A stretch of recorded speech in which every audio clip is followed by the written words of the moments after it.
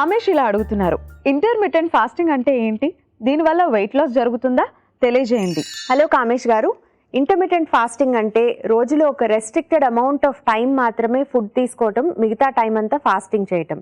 ఇది చాలా రకాలుగా చేయొచ్చు.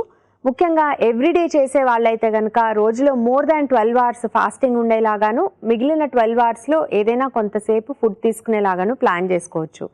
అయితే మీరు ఏ టైంలో ఫుడ్ తీసుకుంటున్నారు అనేది ఎంత ఇంపార్టెంటో, ఎంత క్యాలరీస్ తీసుకుంటున్నారు అనేది కూడా తప్పనిసరిగా ఇంపార్టెంటే. మీరు తీసుకునేటువంటి క్యాలరీ కంటెంట్ని బట్టే మీరు వెయిట్ లాస్ అవుతారా లేదా గెయిన్ అవుతారా ఆర్ మెయింటైన్ చేస్తారా అనేది డిపెండ్ అయి ఉంటుంది.